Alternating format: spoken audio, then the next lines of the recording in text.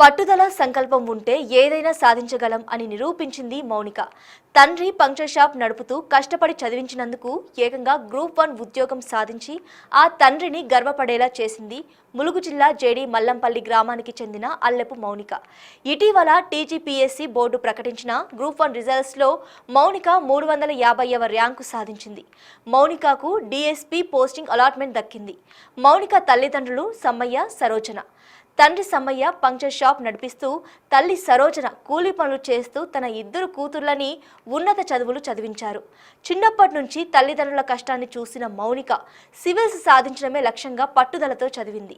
ఇంతలో తెలంగాణ ప్రభుత్వం గ్రూప్ 1 నియామక పరీక్షలు నిర్వహించగా మౌనిక ఉద్యోగం సాధించింది. డీఎస్పీ ఉద్యోగం సాధించిన సివిల్స్కు ప్రిపేర్ అవుతానని, ఐఏఎస్ కావడమే తన లక్ష్యమని ఈ సందర్భంగా మౌనిక తెలిపింది. పరిస్థితులు ఎలా ఉన్నా పట్టుదల ప్రణాళికతో చదివి ఉద్యోగం సాధించడంతో ఆ తల్లిదండ్రుల ఆనందానికి అంతు లేకుండా పోయింది. బాగా చదివి గ్రూప్ 1 ఉద్యోగం సాధించి గ్రామానికి మంచి పేరు తీసుకొచ్చిన మౌనికను గ్రామ ప్రజలు అభినందిస్తున్నారు. నా పేరు అల్లెపు మౌనిక. నేను అల్లెపు సమ్మయ్య సరోజల కూతుర్ని. నేను ఇప్పుడు గ్రూప్ 1 ఫలితాలు రిలీజ్ చేసిన గ్రూప్ 1 ఫలితాల్లో డిఎస్పీ ర్యాంక్ సాధించాను. నా బ్యాక్గ్రౌండ్ వచ్చేసి నేను 10th వరకు తెలుగు మీడియంలోనే చదువుకున్నాను. ఇంటర్ ఎంపీసీ చేశాను. కానీ నాకు ఎంపీసీకి వచ్చినాక అర్థమైంది ఏంటంటే ఎంపీసీ కాదు కదా నేను అనుకున్నది, ఏదైనా సాధించాలి, గవర్నమెంట్ జాబ్ కదా మా నాన్న కోరిక, మా అమ్మ నాన్న కోరిక, మా మామల కోరిక, నన్ను గవర్నమెంట్ జాబ్లో చూడాలనుకున్నారు కదా అనేసి డిగ్రీలో నేను గ్రూప్స్ కోసం ఏది బెటర్ అని మా మామల్ని అడిగితే మా మామ వాళ్ళు నువ్వు BA తీసుకుంటే బెటర్, బ్యాచిలర్ ఆఫ్ ఆర్ట్స్, అందులో సబ్జెక్ట్స్ నీకు యూజ్ అయితే అది అని చెప్పిళ్ళు. సో హైదరాబాద్కి వెళ్ళి డిగ్రీ చదివాను. తెలుగు మీడియంలో 10th వరకు చదివినప్పటికీ డిగ్రీ గట్టిగా చదవాలి, ఇంగ్లీష్ మీడియం కదా ఇంకా కొంచెం కష్టపడాలి గట్టిగా అనేసి డిగ్రీ ఇంగ్లీష్లో చదివి 90% తెచ్చుకున్నాను. డిగ్రీ అయిపోయిన తర్వాత ఇంకా కోచింగ్ సెంటర్లోకి అడుగుదామని వెళ్తే వాళ్ళు లక్షలు పైసలు అని చెప్పిళ్ళు. సో మా అమ్మ నాన్నని అంత పైసలు పెట్టనీయలేను కదా, నేను ఎట్లానే ఆలోచించి బీసీ స్టడీ సర్కిల్లో జాబ్ ఉంటాయి మనకు, దాంట్లో ఫ్రీగా కోచింగ్ ఇస్తారు అని చెప్పిళ్ళు. సో దానికి అప్లై చేసిన నేను, అందులో ర్యాంక్ సాధించిన బీసీ స్టడీ సర్కిల్కి వెళ్ళాను. ఒక 2 months దాంట్లో చదివాను. చదివితే వాళ్ళకి ఫ్రీగా బుక్స్ ఇచ్చిళ్ళు. ఆ బుక్స్ తీసుకొని నా సెల్ఫ్గా నేను కష్టపడి చదివాను. తెలుగు మీడియం నుంచి చదివిన కాబట్టి తెలుగులోనే ఎగ్జామ్ రాస్తే ఇంకా మంచిగా నా అనుభవాల్ని నా వ్యూస్ నేను మొత్తం నేను ఎక్స్ప్రెస్ చేయగలుగుతాను తెలుగులో మంచిగా అనేసి ఎలాగైనా తెలుగులోనే ఎగ్జామ్ రాయాలని ఫిక్స్ అయ్యాను. సెల్ఫ్గా నేనే ఇంటి దగ్గర ఉండి చదువుకోవడం స్టార్ట్ చేశాను.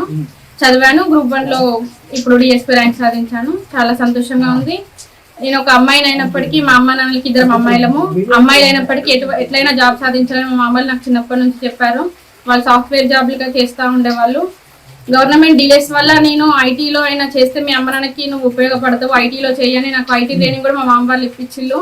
ఐటీ ట్రైనింగ్ తీసుకుంటూ కూడా నా కళ ఐటీ కాదు కదా, నేను గవర్నమెంట్ అనుకున్నా కదా అని ఒక పక్క ఐటీకి ట్రైనింగ్ కోసం ప్రిపేర్ అవుతూ ఇంకా సగం గవర్నమెంట్ జాబ్కి ప్రిపేర్ అయ్యి మా మామ వాళ్ళకి చూపెడితే ప్రిలిమ్స్ నేను సాధిస్తే వాళ్ళు నన్ను ఇంకా పైసలు పెట్టి నన్ను మెయిన్స్కి ప్రోత్సహిస్తారని గట్టిగా కూర్చున్నాను. ప్రిలిమ్స్ కొట్టిన మామ, నేను ప్రిలిమ్స్ సాధించిన మామ, ఇప్పుడు నేను ఐటీ ట్రైనింగ్ తీసుకోలేను అంటే ప్రిలిమ్స్ వచ్చింది కదా మమ్మీ, నువ్వు కష్టపడి చదువు, ఇంకా నీకు మెయిన్స్ వస్తుంది, మేము కావాల్సినంత పైసలు పెట్టుకుంటాం అది అని చెప్పిళ్ళు. నేను హైదరాబాద్కి వెళ్ళి టెస్ట్ సిరీస్ రాశాను. చాలా టెస్ట్ సిరీస్ రాశాను. మంచి ఆన్సర్ రైటింగ్ వచ్చేదాకా టెస్ట్ సిరీస్ రాశాను. నా సొంతంగా నేను చదువుకున్నా కదా, ఎట్లాంటి ట్రైనింగ్ లేదు కదా, స్కిల్స్ని డెవలప్ చేసుకోవాలి కదా అని టెస్ట్ సిరీస్ రాస్తూ ఉన్నాను. రాసి ఇప్పుడు తెలుగులోనే ఎగ్జామ్ రాశాను. 350 ర్యాంక్ సాధించాను. నాకు ఈ ర్యాంక్కి డిఎస్పీ పోస్ట్ వచ్చింది. చాలా సంతోషంగా ఉంది. కోరుకున్న కలెక్టర్ కూడా ఐఏఎస్ అవుదామని ప్లాన్లో ఉన్నాను. అది కూడా సాధిస్తాను. అందుకు కావాల్సిన కృషినంతా నేను చేస్తూ ఉంటాను. నాలాంటి యువతికి నేను చెప్పదలుచుకున్నది ఏంటంటే, మీ పేరెంట్స్కి మీరు బర్డెన్ అవ్వకుండా మీ ఇండిపెండెంట్గా మీరు నిలబడాలంటే ఏదో ఒకటి గట్టిగా సాధించాలి. సో డిఎస్పీ సాధించాను. సంతోషంగా. మాది మల్లంపల్లి. నేను అల్లెపు సమ్మయ్య. మాకు 2 అమ్మాయిలు. మాది చిన్న పంచాయత్ షాప్ మల్లంపల్లిలో. పంచాయత్ షాప్ చేసుకుంటూ 2 అమ్మాయిలని చదివించుకుంటూ ఇక్కడికి వచ్చినాం. మా అమ్మాయి స్కూల్ బ్యాంకర్ ఫస్ట్ నుంచి గవర్నమెంట్ స్కూల్లో తెలుగు మీడియం చదివింది. తెలుగు మీడియం చదివి ఇక్కడి నుంచి వెళ్ళి హన్మకొండ పంపిస్తాను. హన్మకొండ నుంచి హైదరాబాద్లో చదివింది. హైదరాబాద్లో జాబ్ వచ్చింది. మాకు చాలా సంతోషంగా ఉంది. మేము కూలి పని చేసుకునేటోళ్ళమే. నాకు చదువు రాదు, మా ఆయనకు సుఖ చదువు రాదు. మా అన్నదమ్ములు చదువుకున్నారు. వాళ్ళు కొంచెం జాబులు చేస్తారు, సాఫ్ట్వేర్ జాబులే చేస్తారు.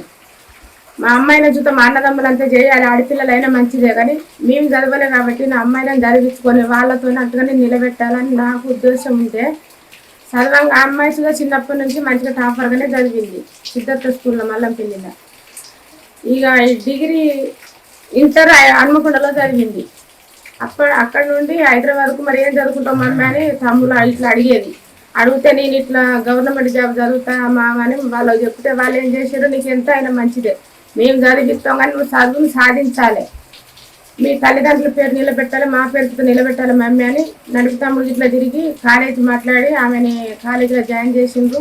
మంచిగా చదవాలి మమ్మీ చదవాలని ఆమెకు హాస్టల్ ఫీజుతో కొన్ని తమ్ములు కట్టిండ్రు. ఆమె మంచిగా చదువుకున్నది, ఇప్పుడు జాబ్ చేస్తుంది.